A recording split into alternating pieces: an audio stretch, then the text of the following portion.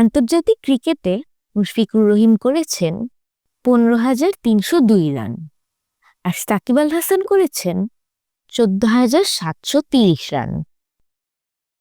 মুশফিকুর রহিম কত রান বেশি করেছেন? প্রথমে আমরা সংখ্যাগুলোকে এভাবে সাজাই। প্রথমে এককের স্থানের অঙ্কগুলো বিয়োগ করি। 2 বিয়োগ 0 সমান 2। এরপরে দশকের স্থানের অঙ্কগুলো বিয়োগ করি। যেহেতু 0 থেকে 3 বিয়োগ যায় না, তাই আমরা শতকের স্থানের থেকে 1 নেই। এখানে 1 শতক মানে হলো 10 দশক। 10 বিয়োগ 3 সমান 7। এরপরে আমরা শতকের স্থানের অঙ্কগুলো বিয়োগ করি। যেহেতু 2 থেকে 7 বিয়োগ যায় না, তাই আমরা হাজারের স্থান থেকে 1 নেই।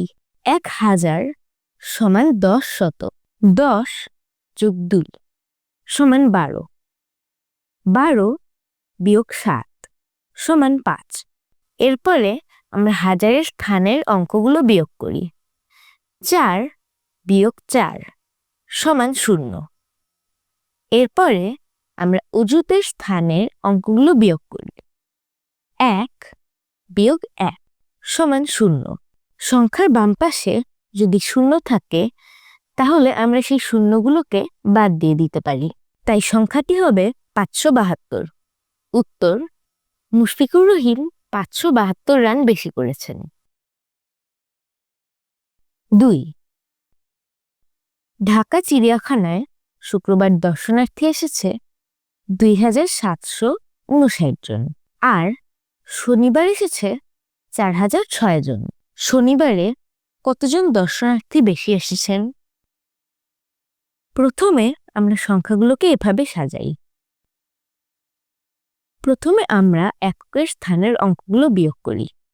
যেহেতু 6 থেকে 9 বিয়োগ যায় না, তাই আমরা দশকের স্থানের অঙ্ক থেকে নেওয়ার চেষ্টা করব 1। কিন্তু এখানে দশক এবং শতকের স্থান 0, তাই আমরা হাজারের স্থান থেকে 1 সরিয়ে শতকের স্থানে বসাই। 1000 সমান 10 শতক। এবার আমরা 10 শতকের থেকে 1 এনে দশকের স্থানে বসাই। 1 শতক সমান 10 দশক। এবার আমরা দশকের স্থানের থেকে 1 এনে এককের স্থানে সরাই। এবার আমরা বিয়োগ করি। 10 যোগ 6 সমান 16। 16 বিয়োগ 9 সমান 7। এরপরে আমরা দশকের স্থানের অঙ্কগুলো বিয়োগ করি। 9 বিয়োগ 5 সমান 4। এবার আমরা শতকের স্থানের অঙ্কগুলো বিয়োগ করি। 9 বিয়োগ 7 সমান 2। এরপরে আমরা হাজারের স্থানের অঙ্কগুলো বিয়োগ করি। 3 বিয়োগ 2 সমান 1। তাই সংখ্যাটি হবে 1247।